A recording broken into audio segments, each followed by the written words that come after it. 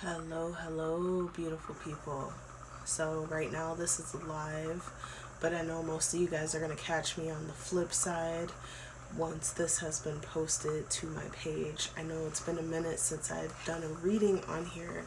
I'm sorry, y'all. I just literally, the attitude is zero fucks given right now. So, but look, I had to literally just like take a minute to step back because Mercury retrograde was a lot for me this time around, more than I can even express. You know how when they say, you know, twin flame connections is hard? They hard, especially during Mercury retrograde season. That's some hard shit, some hard work, y'all. But you know, I made it through. We all made it. We're here. We're in beautiful, wondrous Pisces season, which is why I got my new lights. They came right on time. It's setting the mood. We kind of in that dreamscape type of look right now, and I got the lights in the background. We getting it. We got this. So let me leave it like this. It looks better this way. So we got this, and for you guys that watch this later on, just know you got this. Like, hang in there. You got this. Please hang in there. You got this. No matter how difficult it gets, and remember, it gets difficult in order to peel back the layers that are no longer serving you, that are no longer serving your purpose, that are no longer helping you to grow. These hard times really show you who you really are underneath it. And all of y'all are amazing. If you're here on this page, I know you're fucking amazing. I know you are. Okay? And even if you ain't on my page, if you're just crossing this as a person who's maybe watching IGTV reels or watching the reels, you're amazing. Just know that. You are amazing. You are worthy. You are seen. You are talented. You have hidden and known talents about you. You are worthy of every beautiful thing in this world. And sometimes you got to go through some hard shit before you reach the beautiful things, so you can really appreciate those beautiful things when they come to you, or so that you're really, really ready when it does come to you. Okay? And believe me, I'm not making up shit out of my ass. Like, I've been through the ringer. Maybe one of these days I'll share my story, but not today. So, but anyway, y'all, let's go ahead and get into this reading. In the description, it's probably going to say something like Pisces season love reading, because that's just what I'm on right now. I got this awesome deck. It's called the Zodiac Sign Cards.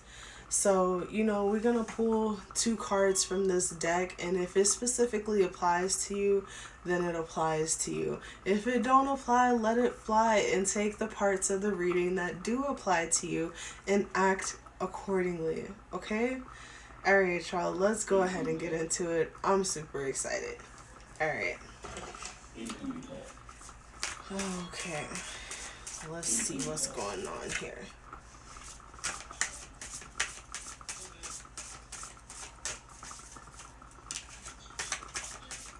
Let's see what's going on for my collective for Pisces season.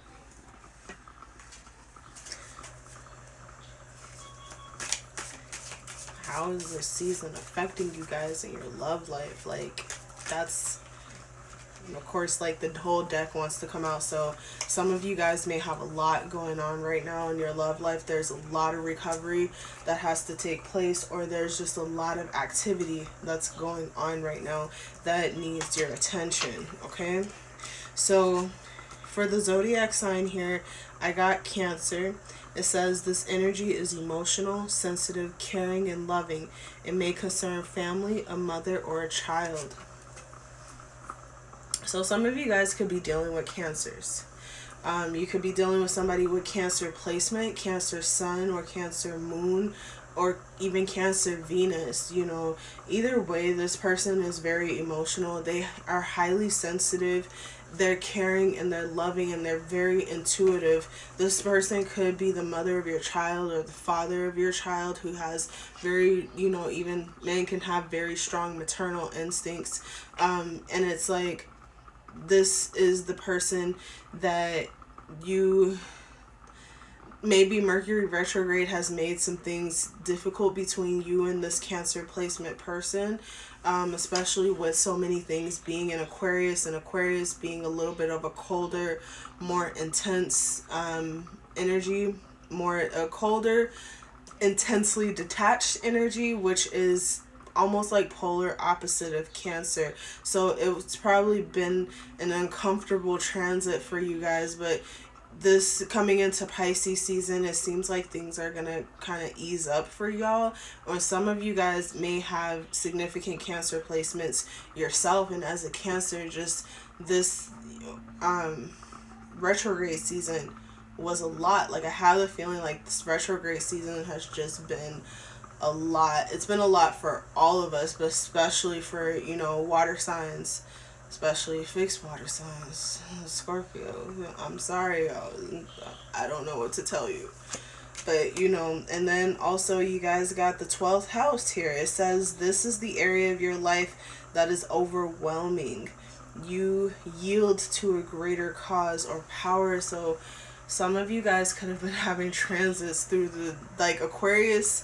All of these this Aquarius stellium could have been transiting your 12th house, causing a tremendous amount of pressure on your 12th house, and or on your person's 12th house. You know, it's like your person could be the one who had all the 12th house transits for, you know, this Aquarius season that took place, and you could be the Cancer, or, you know, your person could be the Cancer and you could be the one who had a bunch of Aquarius energy taking place in your 12th house, which is really intense energy. And I don't know if any of you guys follow Marie Rousseau. Like, she's a fucking amazing astrologer, but she had posted a video tonight. She posted a video earlier tonight talking about, like, 12th house placements, and then, like, 12th house in regards to Pisces, and with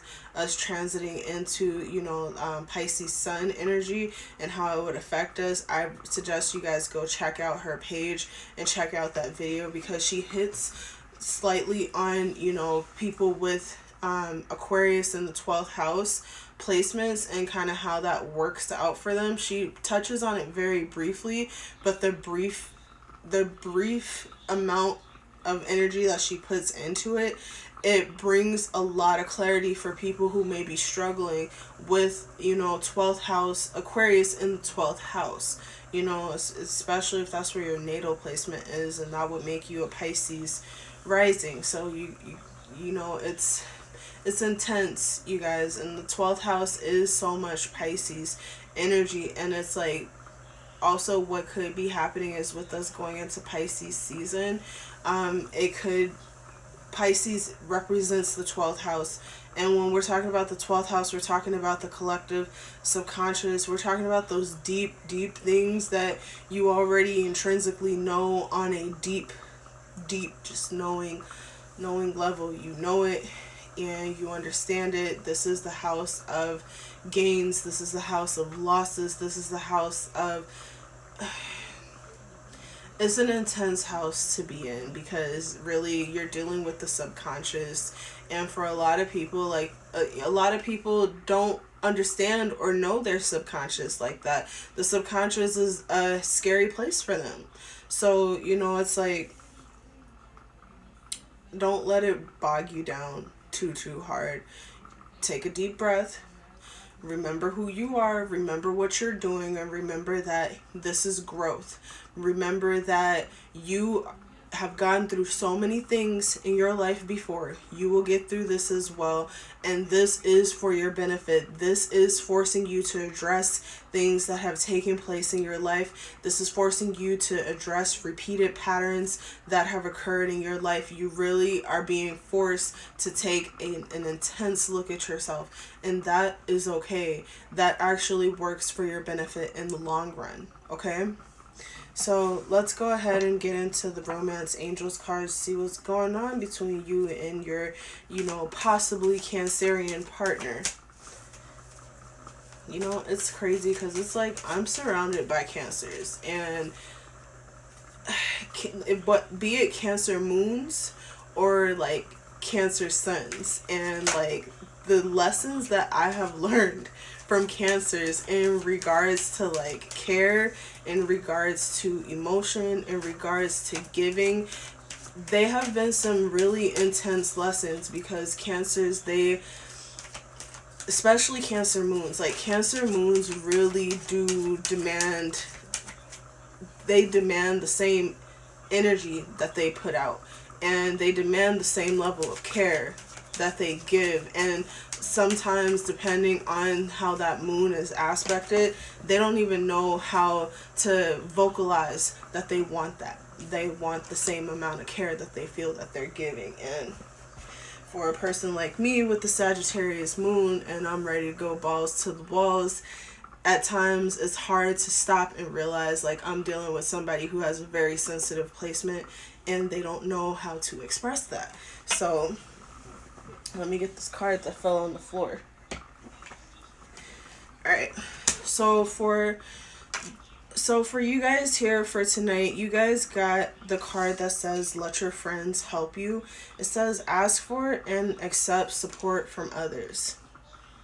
Like, I'm not even gonna lie, personally myself, I struggle with that aspect, and asking for support from people and accepting support from people is just, for a lot of us, for a lot of you guys, not the way we grew up. We just grew up learning how to depend on ourselves, a lot of it. And I feel like for some of you guys, literally dealing with somebody who has so much care and emotion to give as far as those Cancer aspects, and they're really so readily open and willing to share and willing to support you, but at the same time, because you didn't grow up in this aspect, you're not used to the support, you're not used to accepting the support from that person. It's really hard for you to step up outside of yourself and realize that the support is on the table, that all you have to do is open your mouth and ask. And that's a hard thing to process when that's not what you're used to. So, and then even like here it says stay optimistic about your love life. It says positive thinking and faith will bring you romance. So, it looks like even like right here in this card, I call this card like literally like the fucking altar card, because she's over here like literally she's literally over here giving up a petition. She's petitioning for love. Like, she still believes that her love life has all the potential in the world to go in her favor. She still has faith, and she still has belief in it. And that's what, Spirit is really asking you guys to have. Still have faith in your love life. Like, if you're in a situation where it's very difficult, and you know that you are struggling to hang in there with this situation, you are struggling to stay present with this situation, and it's taking a huge toll, like it's overwhelming, like it's like this 12th house energy, just some overwhelming bullshit. And you have friends that care, you have friends that possess a lot of those Cancerian type of traits, the mothering energy, the caring energy, without them even being Cancers, but that they care about you, that they have your back. Turn to your friends and ask for help. Like, really, sometimes it really is like a matter of us putting our own pride and ego to the side and putting down those guards and just saying, I need some help right now. And then even, it's like when dealing with really intense transits, intense connections, intense people, sometimes it tends to put us in a place where we lose hope. We can lose hope in ourselves. We can lose hope in our ability to love. We can lose hope in our ability to attract love to us. And Spirit really is saying, like, don't lose out on hope. Don't stop hoping and believing in yourself, because you really have to ascertain, you really have to hang in there. Hang in there, because your blessing is around the corner, because you had to see what love is not like in order to appreciate what love really is like. Okay, so let's go ahead and pull some tarot here. We're gonna pull probably about 4 cards. We're gonna keep it real simple tonight, and then we're gonna pull our Ratchet Saturn. Actually, I'm gonna pull the Ratchet Saturn right now. I'm gonna pull one for your potential partner here, and then one for you. See what the fuck is really going on, because you can always say a message softly all day, every day. And some people, they respond more to the harsh truth than they do to the soft truth. So, and the Ratchet Saturn Lovers deck is the harsh truth. Well, it throws out 50-11 cards. Alright. So let's see. Uh-oh. Okay. So you guys have the message as far as they're too toxic for you. This could be you being too toxic for your partner, or maybe like with all these 12th house transits, with you like going through this area of deep subconscious stimulation, it probably kind of made you burn off a lot of toxic energy, and you taking out that overwhelming energy on your partner, which is toxic, to be quite frank, or your partner, you being faced with the reality that your partner is too toxic for you. And in 12th house, with 12th house transits, with any type of 12th house work, that subconscious work, that really forces you to take a seat back and really look at yourself, it gets really rough, because you have to look at dating patterns. And we're talking about love right now. You're looking at how fucking childhood patterns are affecting adulthood patterns, how the things in childhood is affecting what you do in your adulthood, and it's like a lot of us have a tendency to date our parents not even knowing. We date the worser traits that our parents displayed to us that left us scarred, not even knowing. Subconscious, 12th house energy. And when you have to address that, and then you realize the person that you was in love with, person that you're in love with, that makes you feel comfortable because they displaying the same fucking toxic traits that your parents displayed to you. And that is what you know. So it's comfortable. Sorry, y'all. I know that's a lot. That's a real dry, big ass pill to swallow. And believe me, I'm preaching to the choir. So for this card here, it says, I'm lonely without you. My passion and my love is with you only. Yeah. So it's like, I don't know if this is you or your partner. Like I said, this could go either way. Your partner, well, the message for you could be that they're just too damn toxic for you. For, them, the way they feel about you is that life fucking stops when you're not by their side. It's like, not literally, life doesn't literally stop, but it just doesn't have the same zest. It doesn't have the same flavor to it. And literally, it's just they feel lonely without you. Their passion and their love is with you. You're the person for them. However, I feel like in true love, if you're their person, they would be willing to work on these toxic traits and not take you through roller coasters. And then there's just some shit that, you know, because of subconscious energy that we've held on to for years and years and years, that we, you know, it is manifested in the partner that, you know, we chose. And not to say that that's not fixable, that you can't fix it, that you can't work on it.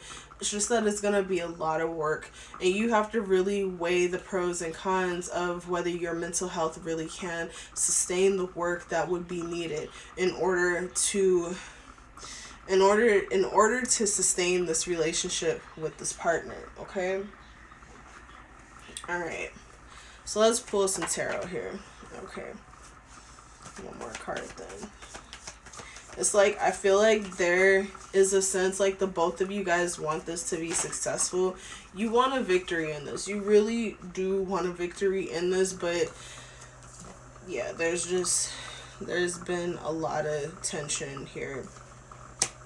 Yeah, it's like it's out of balance. This relationship is out of balance. The balance, like, that should be there, like, while they feel like you're the person for them, they feel like they're getting everything they need from you in the relationship, they feel completely satisfied with who you are. You, on a subconscious level, on a deep knowing level, know that this person is too toxic for you. Like, their traits, those traits that they have, is just too toxic for you, and it's really fucking with you subconsciously. And you know better. Like, you know better, because you know you the fucking Queen of Cups, and you know that you don't deserve it. You know you don't deserve it. Okay? And then, yeah.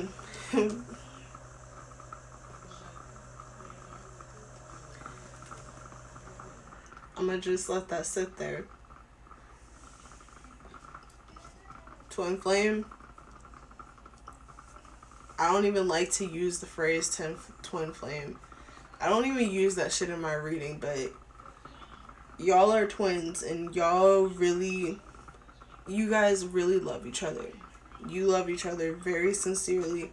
You guys want a victory in the relationship. Like, you want things to work out. You really do. But things are out of balance. Like,